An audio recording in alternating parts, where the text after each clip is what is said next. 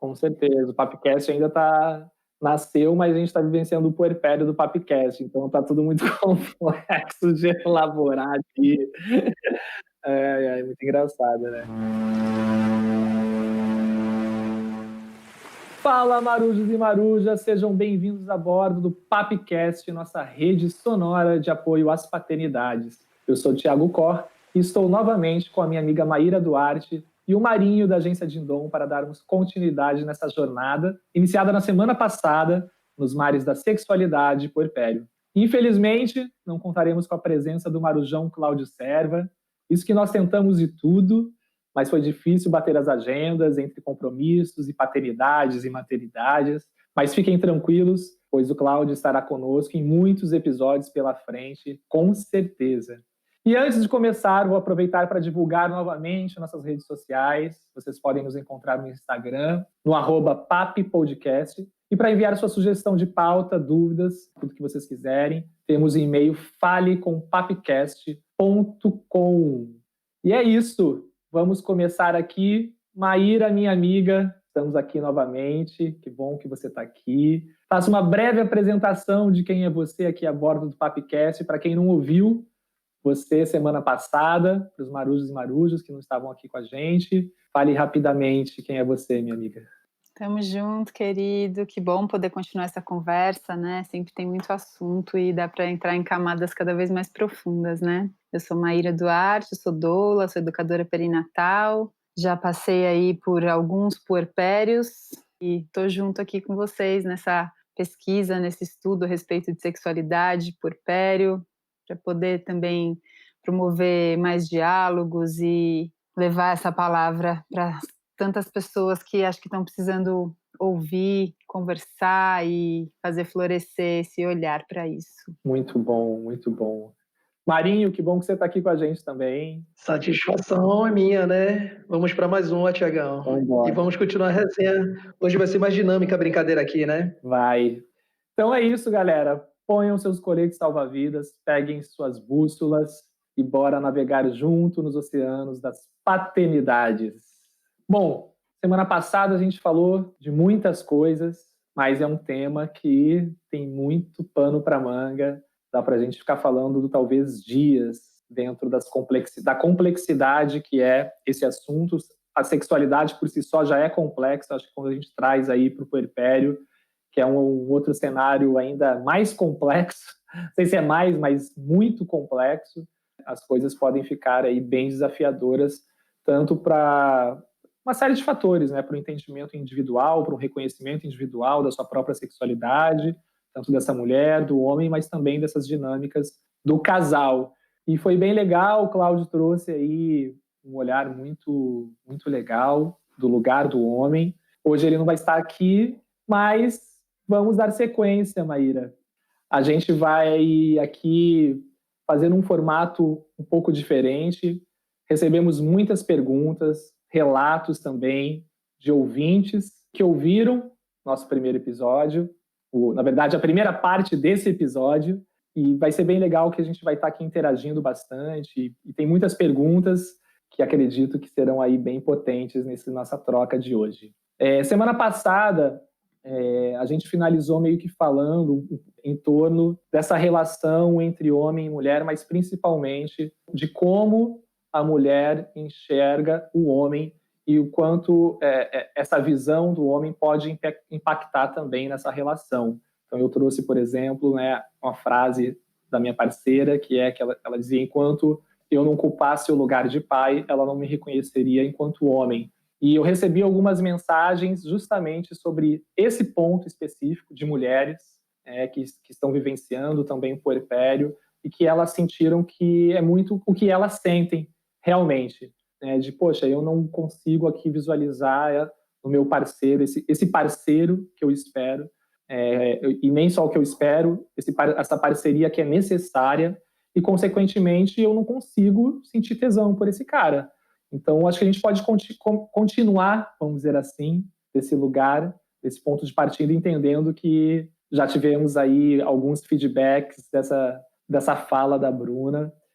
Como que foi ouvir isso, assim, mais para você, Maíra, ou você ouvindo outras mulheres também, ficou forte isso para você? Porque para mim foi uma pancada que mudou tudo. Para mim faz sentido também, assim, e tanto pela minha experiência pessoal, quanto pela experiência profissional do que eu escuto das mulheres, né? É isso, não dá muito para sentir tesão por um cara que meio não faz nada e tá ali esperando que a gente, né, esteja com o corpo super aberto, super disponível para troca, enquanto ele não tá trocando nas outras coisas, né, nas outras parcerias, né? A parceria, ela é um todo, né? Não existe só o companheiro ali, é um companheiro, não é só um parceiro sexual, é um parceiro sexual, é um pai, é um marido, é um dono de casa, né? Então, todas essas coisas, essas multifunções que a gente tem numa casa e numa família, elas precisam ser contempladas ali, precisa ter um equilíbrio, né?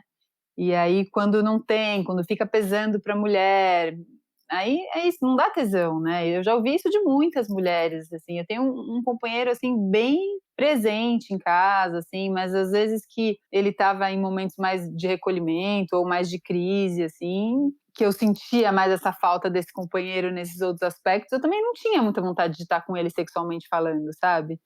Mas principalmente os relatos mesmo, eu escuto muito relato nesse sentido, assim, de ter tesão pelo parceiro, né? Pelo parceiro, da parceria construir esse lugar de atração mesmo, né? Sim. Você tem algum exemplo, Marinho, ou da sua vida, ou de algum amigo do amigo? Um amigo meu me disse. Não, foi interessante em relação ao primeiro episódio, que eu fiquei até meio boladão, porque falei, não, vou digerir o primeiro episódio para depois falar no segundo, né? Eu, Jéssica, nós voltamos a transar com 20 dias. E aí eu fiquei, pô, será que rolou aquela pressão? Tipo assim, aí eu falei, pô, vou conversar com ela, vou chegar em casa, vou conversar com ela e vamos fazer uma revisão dessa história. Minha filhinha tá com 4 anos e meio, mas, pô, vamos rever isso daí, para saber se de repente, em algum momento, aquilo que o Thiago falou, você fica ali se insinuando, meio que vai forçando a amizade, até que de repente sua parceira topa, porque dentro dessa formatação toda dessa sociedade nossa patriarcal machista, né, muitas vezes acaba topando, né? E aí a gente conversou, ela disse que eu podia ficar calmo. Pensou até em gravar um relato, mas eu falei, não, vai ficar meio panfletário, assim, autopromoção, né? Ela falou, não, que pô, foi um momento que a gente estava muito bem, que estava numa sinergia muito boa e que eu estava conseguindo atender. Eu acho que essas demandas, como a Maíra falou, de não somente ser aquele cara a transar, mas, tipo assim, de estar sendo dono de casa, de estar junto como pai. Então, a coisa fluiu e foi, sabe? E ela disse que é isso, foi um momento que não precisava ficar preocupado porque eu não fui invasivo. Mas, aproveitando agora que eu estou com a fala, já para passar para vocês ela mais quente aqui, tem uma ouvinte nossa, Camila Ungarato, que fez a pergunta: qual seria a percepção padrão do homem em relação à sexualidade puerpério? Se existe um padrão, né? Mas assim, ou melhor, vocês sentem que existe um padrão? Eu sinto que existe um padrão, que eu acho que é justamente esse padrão que a gente está questionando aqui em diversos momentos, em vários aspectos, né? Que é essa caixa do homem que traz aí alguns padrões e que nos deixam presos. O principal padrão que eu vejo é a dificuldade de perder o protagonismo dessa relação, e isso também vem no campo da sexualidade. Na verdade, são vários padrões, né? Não existe um padrão, mas assim, esse é muito forte. Um outro padrão é de ficar sempre comparando a vida, mesmo que inconsciente, isso às vezes aparece nas narrativas, né, que está nítido, o quanto o homem ele fica comparando a vida com filhos e a vida sem filhos, e a vida sem filhos no âmbito sexual era o ideal. Tanto de qualidade quanto de frequência, inclusive, e algo que foi uma dificuldade minha e aí eu acho que depois a gente pode até falar sobre isso, Maíra, como que a gente consegue identificar, né, que eu tinha uma dificuldade, como que eu consigo identificar um momento legal de chegar, né, como dar início a, de repente, essa dança do acasalamento, vamos dizer assim, né, de conquista, de reconquista.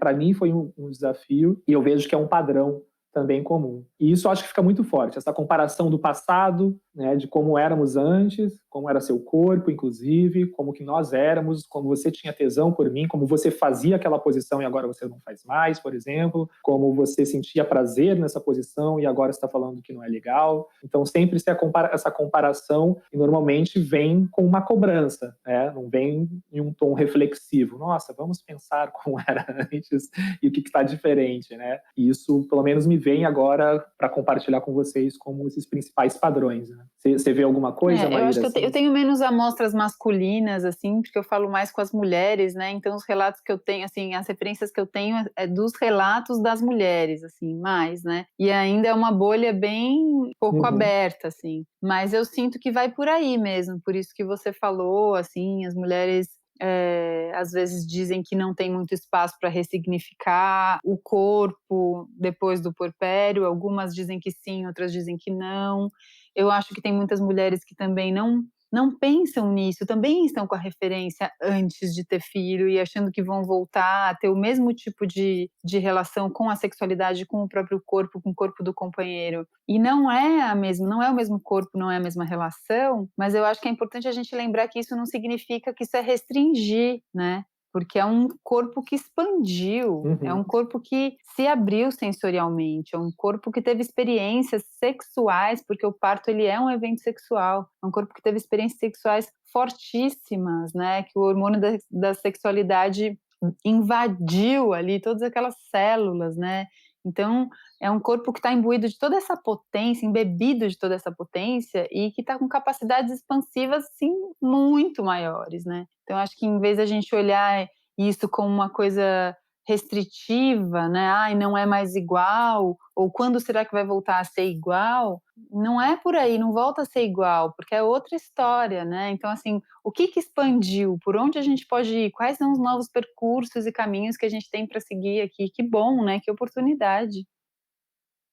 Mas para o homem que vem dessa cultura falocêntrica, né, que entende que sexo é igual a penetração e que você tem que estar disponível para mim enquanto minha mulher, né? Então, assim, uma série de posses, né?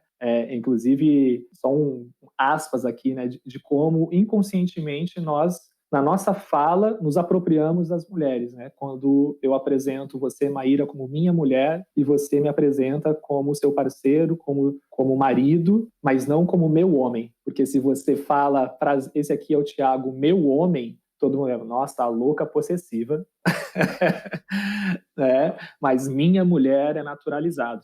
Então, isso foi uma das coisas que, por exemplo, aqui em casa já não rola mais. A maternidade trouxe isso para nossa experiência. A Bruna, ela não se sente à vontade que eu chame ela de minha mulher, porque a maternidade trouxe essa presença, esse ser, tipo, eu sou eu. Eu sou de mim. Não pertenço. Exato, eu sou de mim, eu não pertenço a ninguém. Eu sou seu parceiro, sou a mãe do seu filho, né? Estamos juntos aqui, mas eu não sou a sua mulher, então eu não quero ser chamada assim. Para mim, nossa, como eu não pensei nisso antes. Novamente, claro, eu não sou mulher e ninguém me chama de meu homem. Né? Só um parênteses de como realmente a gente se apropria, e isso está nas nossas falas, isso está naturalizado no nosso dia a dia, desde o desconstruidão até o conservador. Então, acho que é um encontro do que nós estamos falando. E aí, indo para uma questão bem prática aqui também que o Marinho estava trazendo, para que esse episódio a gente faça bem algumas perguntas específicas que as pessoas estão trazendo. Eu fiz no mês passado, eu acho, há uns 2 meses atrás, uma postagem, na verdade foi um repost, não fui eu que escrevi, sobre a crença que as mulheres, após parirem, vão ficar com vagina larga. E por que eu estou trazendo isso? Porque é um dos medos dos homens, e aí acredito eu que também é uma crença forjada muito nisso que a gente já falou, do patriarcado, do machismo, do entendimento que a mulher tem que ser sempre perfeitinha, e ainda existe um estereótipo já definido de uma vagina, que é aquela que tem que ser sem pelos, aquela apertadinha, né, para dar prazer para o homem, e muitas mulheres também comentando nesse post que sim se sentiram com a vagina mais larga, mas a maior parte falando que não, que, por exemplo, sentiram que a vagina estava mais apertada do que antes e que ainda sentiam mais prazer que antes. Enfim, uma série de comentários, depois quem estiver curioso para ver, que os comentários estão ótimos, acessem lá no perfil do Projeto Homem Paterno. Mas queria que você falasse um pouco sobre isso, Maíra, porque também tem muitas mulheres, inclusive, por acreditar nisso, por exemplo, optam por uma cesariana. Ou o marido, por exemplo, também está tão enraizada essa crença que induz ou obriga mesmo, como já ouvi casos, a mulher a fazer uma cesariana para preservar, vamos dizer assim, o parquinho de diversão dos homens, né? Porque usando essa expressão que é falada ainda hoje, por exemplo, quando se dá o ponto do marido, enfim. Existe, não existe, como que é, não tem regra. O que acontece é que, assim,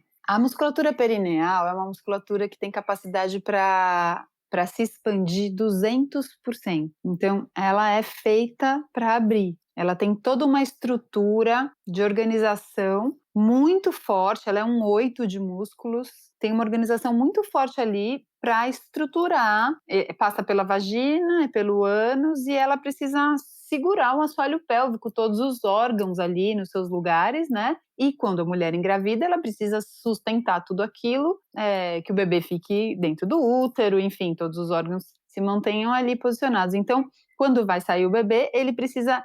Então, ele é super forte, mas ao mesmo tempo ele é super alongado. Ele tem essa capacidade de alongar. E a mesma capacidade que ele tem de alongar, ele tem de voltar. Mas quando a gente vive um parto, seja um parto normal, seja uma cesariana, que é uma cirurgia, a gente não volta, o nosso corpo não volta a ser o mesmo. E acho que é isso que a gente precisa olhar para todos os aspectos, né? A sexualidade não volta a ser a mesma, o corpo físico não volta a ser o mesmo, o corpo energético não volta a ser o mesmo.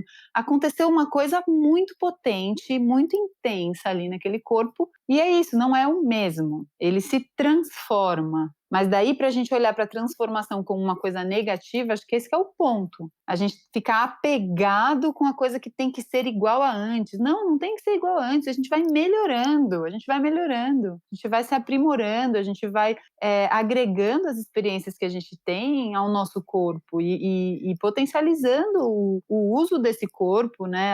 A potência mesmo dele, né? A funcionalidade dele, né?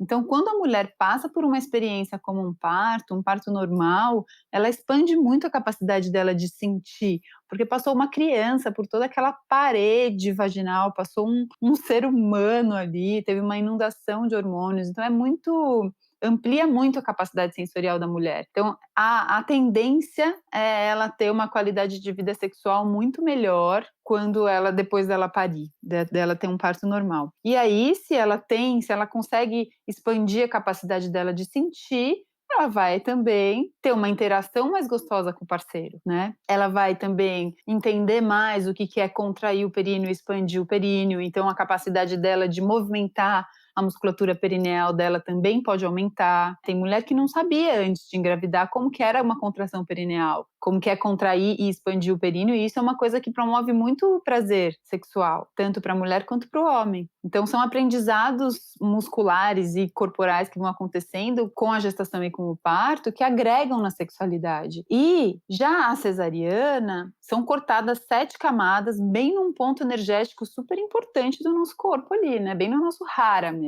Então existem muitas mulheres que falam que ficam com aquela região sem sentir durante muitos anos, que a cicatrização forma uma faixa, uma região ali onde ela não sente mesmo.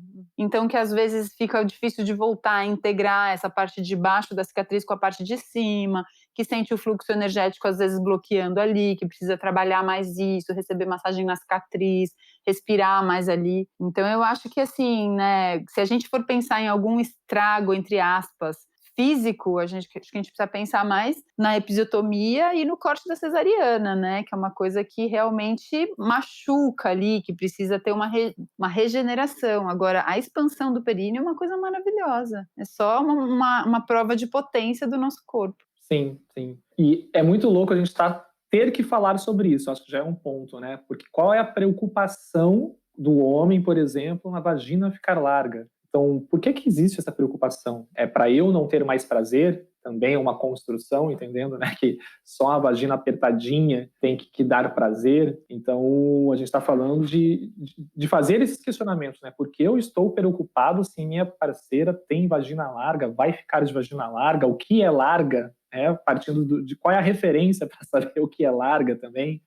E das mulheres também, você ouve um pouco essas preocupações também? Você já ouviu essa preocupação, Maíra? Já ouvi, mas mais em tom de dúvida, assim, Maíra, é verdade que depois que a gente tem parto normal, a gente fica com a vagina larga? Meu marido me falou isso, ou já ouvi falar isso. Hoje em dia eu não escuto mais isso, mas antigamente, né, tipo 10, 11 anos atrás, assim, quando não se falava muito disso, eu escutava bem mais esse tipo de coisa. Explicitamente dos maridos, assim, e das mulheres um medo, assim, né, de piorar a sexualidade, a vida sexual, de não dar mais prazer pro companheiro, né, era uma coisa que a gente conversava bastante, eu sempre conversei bastante sobre isso, mas aí também, quando elas entendiam, isso também seguia, passava. Então, marujos que estão nos ouvindo, né, acho que a primeira coisa é: por que você está preocupado com isso?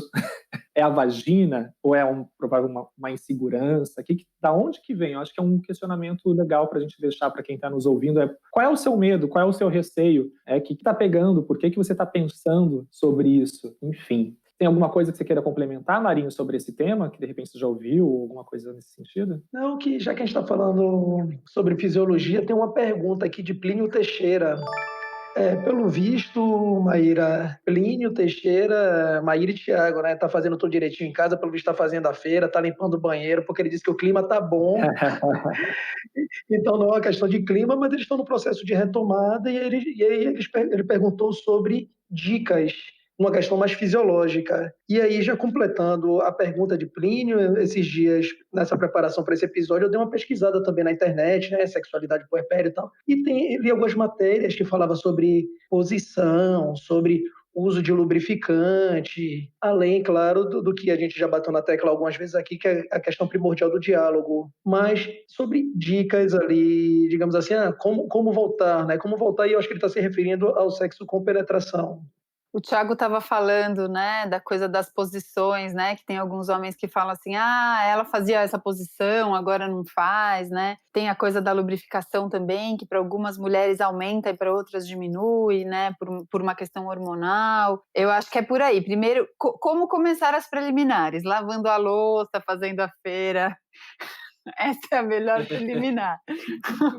Depois, a coisa da posição é uma coisa para a gente ter cuidado mesmo e tá ligado com aquilo que a gente já conversou, dessa sexualidade muito fálica, muito invasiva, muito penetrante. A gente tem que lembrar que o útero, ele é um órgão que ele tem muita memória, né? Ele tem muita memória guardada ali. E o parto, ele é um evento para o útero, assim, de extrema potência, mas ele é, assim, não é qualquer coisa, né? Assim, o útero, depois que ele pare, ele precisa de um tempo, depois ele se abre todo, que sai aquela criança que ficou 9 meses ali, descola uma placenta enorme da parede dele, ele precisa, né, reconstruir ali aquela parede, enfim, fechar tudo ali para parar de sangrar, e enfim, e voltando ao processo de como ele estava antes de engravidar, ele precisa de um tempo. E aí, se vem alguma coisa ali que fica batendo nele, invadindo, mexendo demais nele, pode incomodar. Então, aquele sexo que bate muito no colo do útero, sabe? Que fica evocando demais esse contato com o útero, para algumas mulheres não é confortável. Pode ser dolorido e pode ser de um outro nível, assim, de sensação de invasão, mais emocional mesmo. Então, acho que esse é um cuidado que precisa ter. E aí a gente estava falando daquilo, né? Qual que é o equilíbrio entre o cuidado de não invadir, então se o cara percebe que ele está invadindo, o que ele precisa se olhar e olhar para o casal, mas também não deixar virar uma ausência, porque às vezes cai nesse lugar de repente se ausentar e aí não faço nada, nem toco, nem chego perto e se ausenta dali, né? Que também não é legal para a mulher, né? Porque às vezes ela tá querendo trocar Ela só não está querendo aquele tipo de sexo que se praticava antes, mas tem muitos outros que podem acontecer, inclusive com penetração, mas em outras posições, de um outro jeito, com outras preliminares. E o Marinho falou de lubrificação, tem uma coisa que é muito legal e que é ótima para o puerpério, que é o óleo de coco.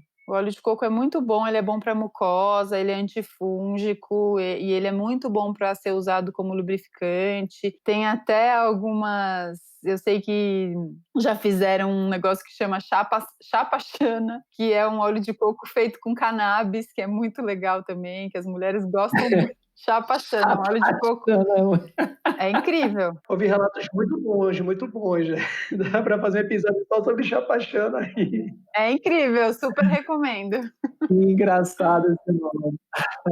Muito bom, muito bom. Eu percebo que essa pergunta, né, de coisas práticas, ela é bem comum e foi uma das minhas dúvidas, né? Em certo momento, por exemplo, eu me vi num lugar que eu não sabia mais como me aproximar. Então, eu falei, não sei mais chegar na minha parceira. Ao ponto de falar, então, assim, vou ficar aqui agora também no movimento de passividade. Um dia, quem sabe, ela venha ao meu encontro. E aí eu fiquei esperando. Eu falei, opa, eu acho que também esse não é o caminho, então a gente precisa fazer aqui uma conexão, que talvez não seja pelo caminho que eu estou desejando, que é diretamente ao sexual, que a gente precisa falar sobre outras coisas, né, outras camadas. Mas eu entendo que também não existe uma resposta, né? Não tem como a gente passar aqui um guia de boas práticas, um guia de condutas, o que fazer, o que não fazer. 5 dicas para isso. Talvez a dica seria converse, né? Dialoguem entre vocês, vulnerabilizem-se, falem o que vocês estão sentindo, falem do seu desconforto, porque, novamente, a gente cai num dos principais desafios e gatilhos de conflitos em todos os aspectos, que é a comunicação. Que é a falta de intimidade, no sentido de que eu não tenho intimidade suficiente para falar que hoje eu não estou afim, ou que hoje eu estou afim, ou que essa posição está doendo, mas não é que eu não esteja afim, é que essa posição específica, mas é a posição que você mais ama, mas puta, tá foda aqui, tô com dor. Então, eu penso muito assim, porque para mim funcionou essa aproximação e reaproximação, ela veio muito quando a gente começou a criar intimidade novamente. E aí eu acho que é uma distinção, quando a gente pensa em intimidade, a gente sempre pensa em intimidade em ficar nu na frente do outro, que também mas simbolicamente ficar nu em outros aspectos também. Eu vejo que talvez em muitos momentos falta intimidade para esses casais, em vários sentidos, e a sexualidade também cabe nesse lugar. Total. Eu sinto que é uma coisa de uma legitimação, sabe? Da gente legitimar o que a gente está sentindo e a gente legitimar o que o outro está sentindo. E a partir daí construir esse vínculo, construir essa troca, né? Acho que são essas duas presenças musculares, né? Uma mais lisa, mais límbica, outra mais muscularizada, mais neocortical, assim, e de repente precisa ir encontrando esse caminho do meio, como que uma coisa se junta com a outra aí, né? E é na intimidade mesmo, é na intimidade. E quando a mulher se sente respeitada, ela consegue se abrir. Nenhuma flor desabrocha sob pressão, sabe? Então, assim, quando tem um respeito ao tempo, quando tem uma escuta, quando tem uma parceria, essa flor desabrocha, essa mulher se abre mesmo, né? E aí tem esse como entrar, que tá ligado com isso que você falou, com intimidade, com escuta, com legitimar o que o outro está sentindo, com olhar para os próprios processos. A Ana Canosa, novamente trazendo ela, né? Tem algumas pessoas que eu sempre trago, que são as pessoas que me inspiram, né? A Ana Canosa, o Alexandre, e ela diz que nós, seres humanos, normalmente transamos, nos relacionamos sexualmente por 3 motivos. Por amor, com amor ou sem amor. Então, com amor, eu te amo, eu estou aqui, você me ama, então, nossa, né? Eu te desejo, vamos transar. Sem amor, te conheci agora, nossa, que delícia, que gato, que gostoso, que beijo gostoso, vem tesão e a gente transa. E por amor, que é aquele ato que a gente faz às vezes quando a gente está cansado, por exemplo, né? Tipo, nossa, não, beleza, mas poxa, eu te amo, e eu também gosto de te dar prazer, me nutre te dar prazer, e é saudável também. Mas existe uma linha perigosa desse por amor, principalmente quando a gente está falando novamente, né, parece estar virando um mantra também, né, de falar nessa construção, né, da mulher enquanto ser desejante, da mulher enquanto ser desejado, o homem enquanto ser desejante, e esses papéis definidos, e que a mulher tem que servir o homem, que tem que estar disponível. E isso também está enraizado, no meu ponto de vista, nas mulheres também, de se colocar nesse lugar muitas vezes. Na verdade, não é se colocar, né? Foi imposta para esse lugar, mas acabou também naturalizando isso. E, de repente, esse por amor, ele começa a trazer dor e começa a trazer invasão. E esse homem, às vezes, não entende que está sendo invasivo, ou entende, mas também se aproveita desse privilégio, ou realmente impõe mesmo conscientemente, como já a gente sabe que existe aí números muito grandes, né, de abuso marital, de estupro marital. E é um tema que eu acho que é importante a gente falar, porque é presente, está presente, e é invisibilizado, é negligenciado, e é algo muito delicado de a gente saber, uma linha tênue, né, de quando que é por amor, talvez para essa mulher, então eu estou fazendo por amor e está gostoso e beleza, mas o quanto que esse é por amor com uma comprovação, se não por medo, na verdade, né? Esse por amor é um medo de ser trocada, é um medo de qualquer outra situação. Isso é uma coisa que as mulheres ouvem, né? Não, melhor cuida do seu marido, segura o seu marido. Se ele não estiver em casa, ele vai procurar fora. Exato. E importante é trazer isso, que o abuso não necessariamente é o ato sexual que a gente está falando aqui, né? Quando vem um abuso psicológico, isso já é uma ameaça. Enfim, como identificar essa linha tênue, por exemplo, né? De quando que é realmente um por amor saudável e um por amor tóxico. Eu sinto que tem que ser bom, tem que ser bom. Mesmo, não dá para ser por amor e não ser bom. Pode não estar rolando aquela super vontade, aí de repente você vai lá e fala, não, vamos aí porque é gostoso, e aí é gostoso. Então, tudo bem. É uma coisa que você não teria feito o movimento, mas por amor você entra no movimento do outro. Você não está muito afim de dançar, mas o outro chega dançando perto de você e te pega, e você entra na música, começa a dançar e é gostoso a dança. Acho que esse é o limite. Agora, você não estar gostando e estar sustentando isso, aí eu já não acho que está ligado com amor, aí eu acho que já é outra coisa. Sim. Sim. E para nós homens, caímos naquele ponto, né, da sensibilidade, de perceber isso. Voltamos à intimidade, né? Como que tá para você, amor? Aquela frase, e aí, foi bom para você? Né? Sendo bem prático, né? Como que tá sendo essa experiência? Você tá confortável?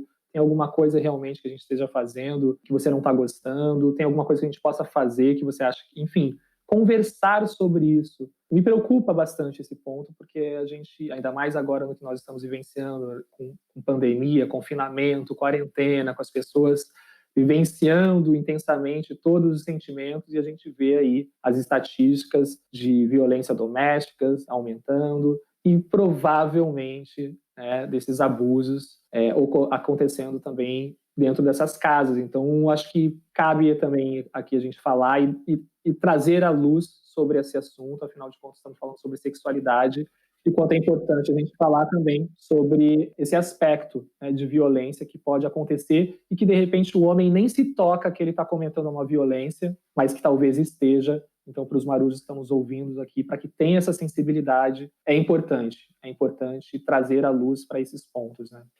Por isso que eu acho importante a gente falar sobre isso ainda na gestação, sabe, Thiago?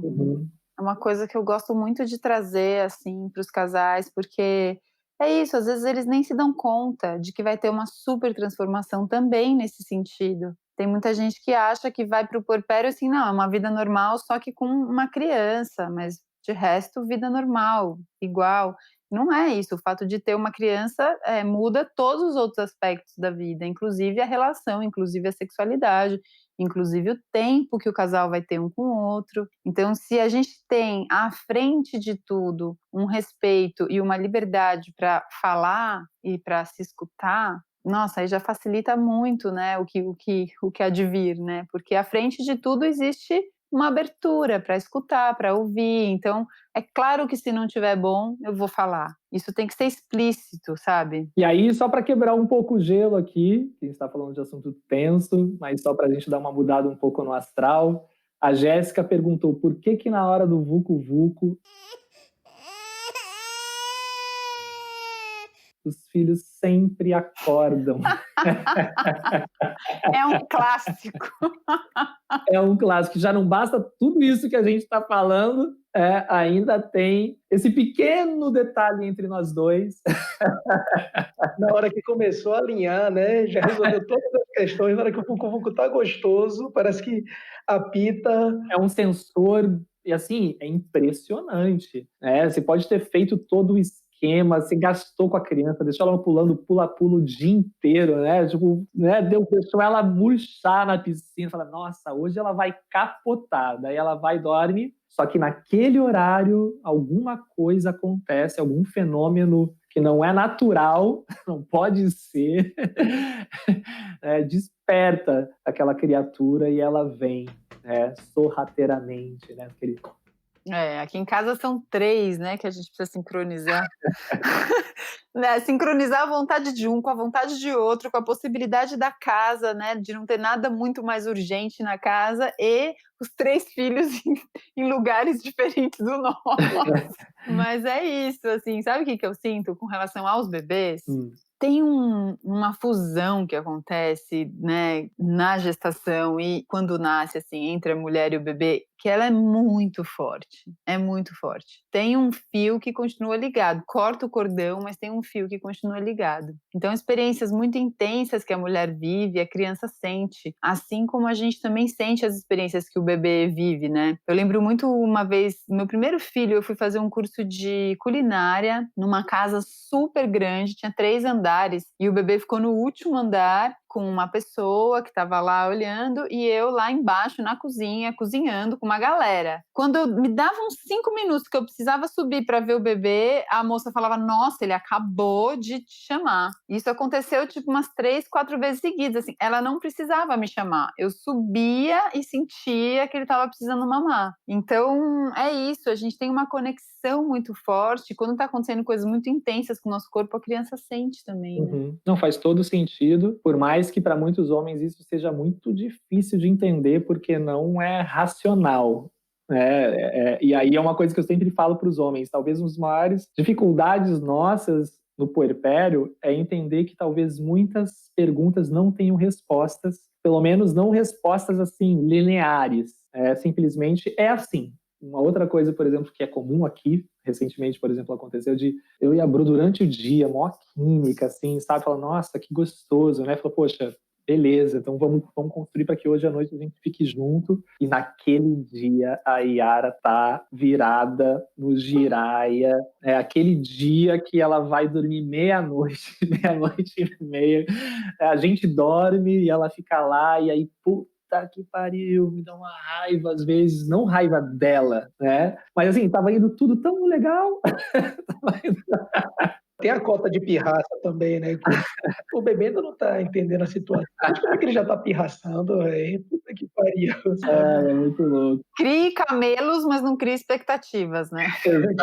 Crie qualquer coisa, mas não crie expectativas. Mas essa é a graça também, né? De outro dia, por exemplo, a gente ri sobre isso, que eu acho que é importante. A gente ri das coisas que fazem parte, assim, da maternidade, da paternidade, trazer, assim, para esse humor também. E uma pergunta, que foi também um dos conteúdos que eu escrevi, que também reverberou bastante, foi em relação à cama compartilhada. Que eu acho que só cama compartilhada tem que dar um episódio à parte, que dá para se aprofundar bastante, mas das falas, né, das principais falas dos homens também em relação a essa questão da sexualidade é a cama compartilhada. Muitos homens não querem uma cama compartilhada por esse motivo, né, de se sentir invadido, de sentir que agora esse lugar aqui não é meu, não é nosso, e também eu tenho menos possibilidade de ter relações sexuais por minha filha estar aqui, o que é um fato. Mas se a gente está falando também de novas possibilidades, né, também isso talvez seja aí uma oportunidade para a gente descobrir também novas possibilidades de se relacionar. Como que qual é a sua visão em relação à cama compartilhada, nessa questão também da sexualidade do casal, conversar um pouco sobre isso, porque eu acho que tem muitos casais que pensam sobre isso, né, que tem alguns receios também em relação à cama compartilhada. Eu estava vendo aqui, né, lembrando da minha trajetória de como que foi em cada puerpério. Eu tive um primeiro puerpério com 28 anos, né? Então, todas essas coisas com relação a essa paciência, a essa não expectativa, assim, no primeiro puerpério era tudo muito mais difícil nesse sentido, porque a sensação que eu tinha é que nunca mais ia voltar ao normal, que eu nunca mais ia dormir, que eu nunca mais ia poder transar, que eu nunca mais ia ter meu espaço. Então, hoje em dia, hoje eu tive um puerpério com 41. É tão mais leve nesse sentido. Eu sei que depois tudo volta ao normal, eu sei que depois a gente volta a ter espaço, eu sei que é um ciclo, é uma espiral do tempo, sabe? É muito mais leve para mim hoje em dia, assim, por conta da experiência mesmo, né? Mas é isso, tem uns espaços mesmo que às vezes são tomados pela criança. Hoje eu recebi um relato de uma amiga que falou assim, ela teve 3 também, e ela falou assim, na minha no meu primeiro pós-parto, meu filho era adolescente, eu era adolescente, na verdade, eu estava tipo, saindo da adolescência, então era uma relação com a sexualidade muito diferente, né? Nem sei o que era sexualidade, sabia mais o que era sexo do que era sexualidade, né? Então tem um olhar. Depois as outras 2 gestações e os 2 pós-partos já foi de um outro lugar, de uma outra construção. Então acho que tem muito a ver também com a experiência que a gente vive, né? Até com a fase de vida, né, que a gente está vivenciando. Isso que você falou é muito real, porque de casais jovens, normalmente todo mundo está mais hipersexualizado, né? A mulher também, muitas vezes. Então, teoricamente, existe até uma energia, vamos dizer assim, e uma preocupação, penso eu, né, por parte de algumas mulheres também, por exemplo, casais, mulheres novas, 17, 18, 19, 20, 21, que estão ali com a potência máxima da vida e talvez tenha mais energia para canalizar para vários lugares também, né? Inclusive para a sexualidade. Então, a fase de vida pode interferir também, né, mãe? Sim, e uma amiga minha me contou também que ela foi no pediatra uma vez, o marido falou assim, nossa, mas é estranho, porque ela fica muito com o bebê no colo, fica o tempo inteiro com o bebê no colo, né? Ou seja, parece que é um espaço ali que está preenchido pelo bebê, né? Assim, roubando um espaço. E aí o pediatra falou assim, que bom, né?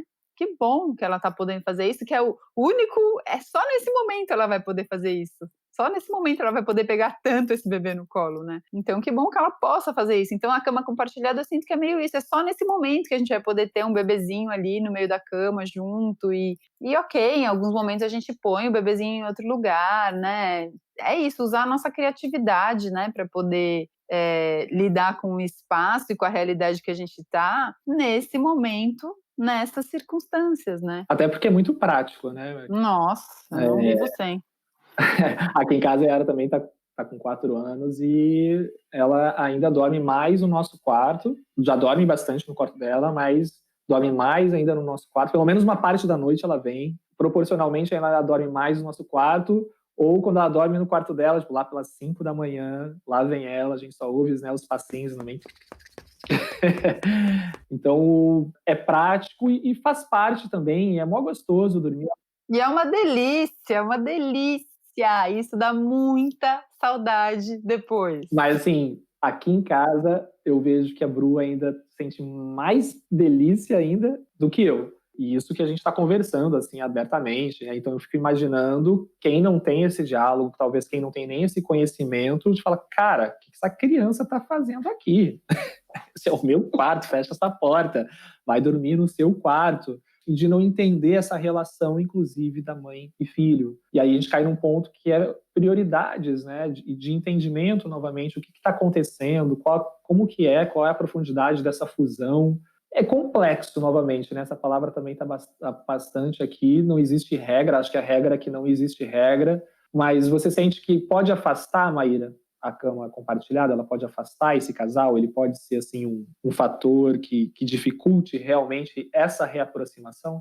Eu sinto que é uma coisa que precisa ser bem equalizada, né? É isso, assim, se tem a cama compartilhada, precisa existir, e o casal quer estar junto, né, sozinho, na intimidade, precisa existir uma criatividade aí para estar junto em outros lugares da casa ou em outros momentos, ou enquanto a criança está fazendo a soneca, enfim, né? Eu acho que o mais importante é ter uma abertura para se falar sempre sobre isso e para ir atualizando, né? Então, por exemplo, tem mulheres que realmente não gostam, ou os dois não gostam da criança ali. E é tudo bem, a criança cresce desde sempre dormindo no quarto dela e tá tudo certo. Agora, quando um tá afim e o outro não tá, isso precisa ser conversado. E aí chega uma hora, por exemplo, eu tive uma conversa com o Gil há uma semana atrás, falando assim, Gil, pra mim, eu tô sentindo falta da gente ter mais o nosso espaço, assim, pra mim eu acho que já tá dando, eu acho que ela tem total condição de dormir no quarto dela, ela já tá dormindo quase todos os dias, tá dormindo a noite inteira, então eu acho que já dá pra gente ir começando a fazer esse movimento de pôr mais ela lá, assim.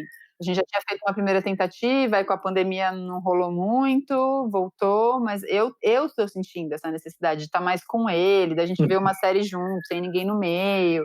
E ele falou, beleza, também acho, vamos nessa, vamos aí, agora a gente vai entrar nesse caminho, mas acho que é o diálogo a coisa, né? Porque é isso, não tem receita e cada filho que você tiver vai ser de um jeito. Eu fico imaginando eu só com a Yara, imagina você com 3 filhos, né? Essa aqui a gente já tá tipo... É um Tetris. Globo Repórter, né? O que faz, como faz, quando faz, qual a estratégia, né? Do que se alimenta. Porque eu fico pensando, só dá pra fazer rapidinho, porque não dá para elaborar muito, preparar um cenário, velhinha. Música vai acordar a criança, né? Se você se empolgar, dá um gemidão também, né? Fala, caraca, né? Então, assim, é muito louco esse processo, porque você não consegue se desligar. Eu, pelo menos, e fico imaginando que vocês mulheres, a Bruna relata mesmo, que não consegue se desligar totalmente. É diferente quando a gente viaja. Tipo, eu viajo com a Bru e aí a gente sabe que, assim, tá em outro lugar, mas esse receio que alguém vai chegar a qualquer momento, que alguma coisa, alguma ameaça, por mais que não exista, mas existe esse alerta, né? Sempre o ouvido tá... E como é difícil isso para essa relação, né? E aí a gente cai naquele lugar da porra, mas a gente nunca mais conseguiu ficar mais de 10 minutos aqui numa relação, né? É desafiador, é desafiador. Maíra, na sua casa não sobra pro mais velho também não? Tipo, meu querido, agora que ele já tem uma idade que, digamos assim, ele entende que papai quer ficar com mamãe, é isso, querem ficar juntinhos ali sem incômodo, não rola aquela de, porra, resolva aí com os irmãos, irmãos mais novos e depois a gente, tipo, me salve. A gente pede, às vezes, para ele, assim, e acho que ele saca, né? Eu não falo muito explicitamente, mas eu falo assim, a gente tá precisando ficar um pouco só nós dois, cuida aí. E ele cuida, ele é muito fofo, assim, sabe? Ele vai, ele cuida, ele fala, não, fala pro do meio, não vai lá não, agora vem cá, vamos ficar aqui e tal. Eu vejo que ele cuida, assim, ele ajuda. Uma coisa que as pessoas me falaram também, que algumas mulheres me relataram, que elas voltaram a ter mais desejo depois que elas menstruaram. E aí já está ligado com uma transformação biológica, né? Que o corpo começa a se mostrar pronto de novo, né? Fértil, né? Pronto para procriar novamente. Teve algumas mulheres que relataram isso, assim, que quando veio a menstruação, né? Quando ela começou a voltar a lunar, ela voltou também a ter mais libido, enfim. Tem uma que teve 3 puerpérios e ela me falou que nos 3 foi assim, foi ligado com essa volta da vida fértil, né? E tem algum parâmetro, assim, tipo, porque é uma pergunta bem de homem. Em quanto tempo a mulher volta a menstruar? Não tem. Tem mulher que volta com 3, 4 meses, tem mulher que fica mais de ano, assim. É bem relativo mesmo. Tem um pouco a ver com a amamentação, pode ter a ver com a amamentação. Tem mulher que amamenta muito, né, muito livre demanda, tal, tá com nível de prolactina super alto, às vezes demora mais para menstruar, mas não é regra, porque tem mulheres que estão na livre demanda e já menstruam, né? Então é muito de acordo com a fisiologia do corpo de cada mulher mesmo. E você caiu num ponto que eu acho que é importante também a gente falar, nem que seja rapidamente, mas é sobre a amamentação. Porque, por exemplo, a Bruna, enquanto estava amamentando, cara, era digital. O seio é um lugar intocável mesmo. Tipo, não pertence a ela e a neném, assim, não rela em mim. De dar aflição mesmo em relação a isso. E era uma zona erógena, enfim, que fazia parte aqui das nossas dinâmicas. Então, mais uma coisa que mudou totalmente. Falei, nossa, e agora onde que eu vou? Né? Ou como que eu faço? E fisiologicamente também tem esse impacto, né? Que você trouxe da prolactina. Qual é o impacto da amamentação e essa relação também do corpo, mas com o seio? Isso pode influenciar também nesse retorno, nesse reencontro? Eu acho isso maravilhoso, né? Porque amplia o repertório sensorial, né? Amplia, sai do protocolo. Uhum. Agora eu começo aqui, daí eu vou ali, sai do protocolo, né? Precisa encontrar outras zonas erógenas que não sejam aquelas mais clássicas, né? E de repente, no lado interno do braço é um lugar onde ela tem um super tesão e você descobriu ali, só descobriria isso não podendo ir para o seio, porque senão você continuaria indo para aquele mesmo lugar que já é sucesso. Sim, sim. Então eu acho isso maravilhoso, mas isso é muito comum as mulheres relatarem isso. Às vezes varia também de puerpério para puerpério, tem puerpério que tudo bem, dividir o bebê e o companheiro do seio ser uma zona mais sexual e também alimentar a criança.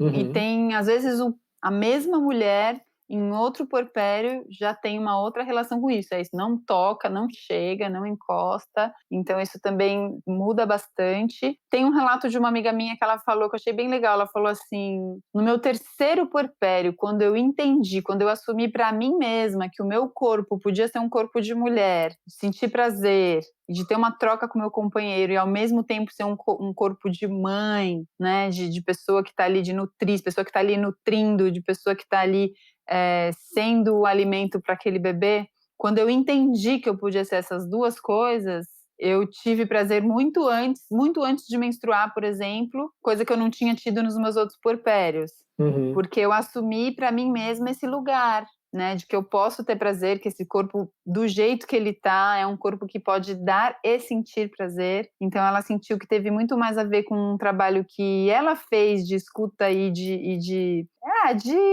aceitação e de entendimento do corpo dela, de conhecimento do corpo dela, muito mais a ver com isso do que a referência do outro, sabe? Achei muito legal isso também, que a sexualidade veio pela visão dela pro corpo dela.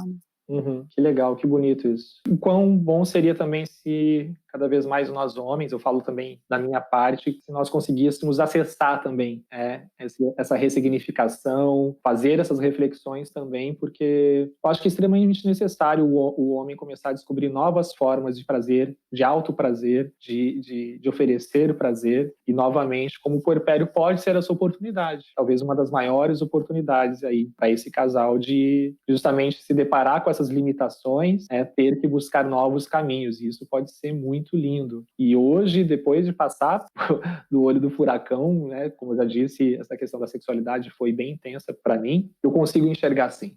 Hoje eu me vejo, por exemplo, muito mais maduro em relação a isso, inclusive muito mais capaz de canalizar essa energia mesmo, mas principalmente porque está fluida a nossa comunicação. A gente conseguiu realmente falar abertamente sobre esse tema, como eu estou me sentindo, o que eu desejo, o que eu não desejo, e isso abriu uma porta muito grande, inclusive para essa reaproximação, que é bem diferente da vida antes, sem filhos, e eu acho que hoje, somente hoje, eu já, pelo menos, não fico comparando, pelo menos não da frequência que eu comparava antes, até mesmo inconscientemente, porque eu trago para a consciência, nada a ver isso, não tem mais esse novo que é a realidade, o presente, essa é a nossa realidade, e isso acho que tem nos aproximado bastante, assim. Bom, a gente sabe, as estatísticas trazem aí pra gente também o quanto o puerpério é uma das fases onde existem talvez uns maiores números de separação, né? Principalmente se a gente colocar aí até o puerpério, como já foi dito, não existe data, né, para esse término. A única pessoa que pode falar quando termina o puerpério é a própria mulher, de uma forma singular, mas é comum a gente ouvir a data de 2 anos, vamos dizer assim, que é uma média, por mais que não exista, né, a gente não pode classificar aqui como média, mas trazendo, e é comum justamente acontecer um maior número de separações nesse período. A sexualidade tem impacto? Você enxerga assim, ouvindo essas mulheres, na sua experiência, você acha que realmente isso pode ser também um dos principais gatilhos para essas separações? Sim, isso é uma coisa que eu falo muito, na gestação, assim, eu gosto muito de falar sobre isso, por isso que é muito bom para mim quando eu consigo encontrar o casal algumas vezes, assim, porque é isso que você Muito falou bom. mesmo, né, a estatística é enorme. Eu gosto muito de uma fala que o Gil, quando o casal, a mulher ou o homem chega para ele e fala assim: "Ah, tô querendo me separar, faz 1 ano que eu tive filho, 1 ano e meio, não sei o quê", ele responde assim: "Ah, vamos ser mais criativo, vai". Tipo, porque isso é muito, né, todo mundo faz isso, vamos procurar caminhos, assim, porque é isso, né, tem um lugar dessa escuta, que quando a gente já se prepara para ampliar essa escuta, quando a gente se prepara para, a gente sabe que vai se transformar, que tem algo muito forte que vai se transformar na relação, em todos os aspectos da relação, fica mais fácil, né, a gente já entende que isso vai acontecer, a gente aumenta a nossa capacidade de escuta, a gente Isso. procura Uhum. encontrar caminhos de comunicar melhor, e aí esse respeito da escuta com o outro aumenta o vínculo e aumenta a parceria. Então aí eu acho que e previne muita separação, que são separações que não iriam acontecer se não tivesse chegado a criança, né? Que é só um conflito biológico ali que está acontecendo naquele momento, de uma fase que vai passar e que quando passar vai chegar num outro patamar de muito mais consciência, parceria, confiança, amizade, sabe? E é isso, expande, acho que expande a capacidade de olhar para a sexualidade, assim como expande a capacidade de olhar para todos os outros aspectos da parceria daquele casal, assim, né? Então, quando a gente fala sobre isso na gestação, a gente prepara o casal para isso. Claro que a gente não tem como saber como que vai ser, mas avisar, ó, vai ter ali um conflito biológico, no corpo da mulher funciona de um jeito, no corpo de homem funciona de outro. A sociedade nos preparou para uma coisa que não corresponde à realidade, inalcançável. Então, vamos abrir a nossa capacidade de escuta e de uma comunicação, vamos estudar CNV para a gente poder, né, dizer o que a gente está sentindo e o outro poder escutar e encontrar uma parceria nesse sentido, porque é só isso, é uma remada aí para atravessar a arrebentação e depois a coisa continua de um nível, assim, muito mais ancorado, eu sinto, sabe? Uhum. Alguns anos atrás, foi feita uma pesquisa com 2.000 pais no Reino Unido, em uma comunidade de pais no Reino Unido, e revelou que 1/3 dos relacionamentos sofre sérios problemas nos meses após o nascimento do bebê. E o pior, 1/5 termina durante o primeiro ano. 1 em cada 3 dos casais que se separaram diz que a completa falta de comunicação foi o principal motivo. Metade dos casais relatou discutir com mais frequência após o nascimento do filho. Além disso, 3 em cada 10 disseram que a vida sexual diminuiu, enquanto 29% sentiram falta do carinho que compartilhavam anteriormente. 24% dos homens se sentiram completamente ignorados quando a mãe favoreceu o bebê, e mais de 25% foram afetados por se sentirem mais distantes dos parceiros depois que o bebê nasceu. Continuando, 42% queriam ter feito um curso de como manter um relacionamento à prova de bebê. E o estudo ainda mostra que mais de 6 em cada 10 pais admitiram que não estavam preparados para o enorme impacto que um bebê causaria.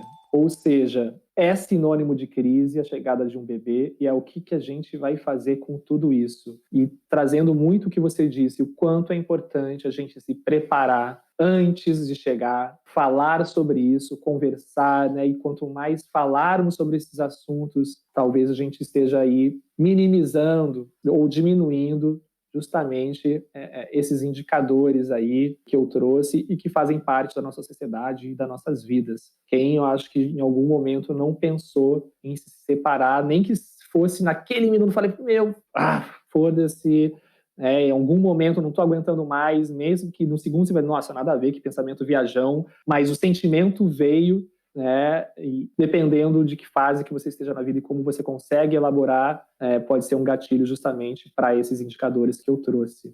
E para isso é legal estudar, né? Estudar, ver, procurar referência, isso. Ana Canosa fala disso, Alexandre Coimbra Amaral fala disso, Vera Iaconelli fala disso. Gosto muito do Peu e da Lua também, no Sim. Dilemas, podcast Dilema. Trazem bastante coisa sobre essa coisa do relacionamento e da comunicação, sabe? Hoje em dia tem aonde a gente ir beber, né? Papicast. Estamos aqui. Graças a Deus, hoje em dia tem bastante fonte mesmo, assim, né, de informação a respeito disso, bastante gente falando disso, muito legal. Eu acho que é importante a gente frisar que a gente está falando também de uma perspectiva de casais héteros, né, brancos também, somos brancos, para quem não está vendo aqui a gente, né, então todos nós somos brancos, então acho que é importante a gente trazer, para quem está nos ouvindo, esse recorte, que também é um ponto de vista de onde nós estamos também, e que talvez não faça sentido para quem esteja nos ouvindo, dependendo, né, do seu lugar aí, Maruja ou Maruja. Então, e que a gente vai trazer futuramente em outros episódios também, em outras perspectivas também. Afinal de contas, um dos principais valores do Papicast, do Projeto Homem Paterno e de tudo que nós fazemos é também trazer diversos pontos de vista sobre um único fenômeno, e a sexualidade, por exemplo, é um desses. Então, você ia falar alguma coisa, Maíra? Eu só ia dizer que uma coisa que entra em todas as camadas, né? Isso, a gente está numa bolha, uma bolha bem recortada, mas que o que entra em todas as camadas, eu acho que é a questão da comunicação, né? Acho que a comunicação aberta, sem violência, sincera, verdadeira, confiante, ela cabe em qualquer recorte social e de gênero, enfim. Então, acho que eu tô vendo que a gente tá chegando, que eu tô vendo aqui terra à vista. Estamos chegando no final. Agora sim, eu acho que vamos sair todo mundo, pelo menos. Eu tô saindo agora mais satisfeito. Não que eu tivesse ficado satisfeito, mas eu saí com sentimentos tipo, nossa, como assim? Já acabou, tem muito mais o que falar e hoje eu tô saindo mais tranquilo. Como é que tá pra você, Maíra? Podemos atracar aqui mais tranquilos? Podemos, eu também senti, falei, nossa, falta a gente falar de tanta coisa ainda, né? Aprofundar muita coisa, mas eu senti que ficou bom, assim, agora a gente tem um conteúdo aí que dá para criar novas reflexões a respeito desse conteúdo que a gente trouxe, né? Maravilha, muito obrigado, minha amiga, muito obrigado. Espero tê-la conosco aqui muitas vezes ao longo dessa jornada, e obrigado pelas suas histórias pessoais, né, por trazer as suas histórias, a sua intimidade, e também por todo o seu conhecimento, enfim. Te admiro muito, muito mesmo. Valeu, Marinho, Vindaloga, esse nosso filho, né? O Papicast, Marinho da agência Dindom, responsável pela produção desse podcast. E a Babo Designs, nossa apoiadora, também está junto com a gente desde o começo. Novamente, sigam o Papicast no Instagram e, se rolar, contribuam com a sustentabilidade desse projeto. Nós temos uma campanha de financiamento coletivo no Catarse, onde você pode colaborar quanto quiser. E quer dar uma mensagem final aí, Maíra, para a galera que está nos ouvindo? Eu tenho vontade de falar para a gente falar mais sobre esses assuntos com os nossos filhos, né? Sobre o respeito ao outro, sobre a escuta ao corpo do outro, porque eu sinto que é assim que a gente vai construir uma sociedade ali na frente com mais escuta, com mais respeito, e mais empatia e mais amor florescendo. Tamo junto, Marujo. Valeu, Marujona. E é isso, galera. Até a semana que vem. Fiquem ligados aí nas redes sociais, que a gente vai estar colocando bastante conteúdo. E é isso. Sintam-se fortemente abraçados e até semana que vem.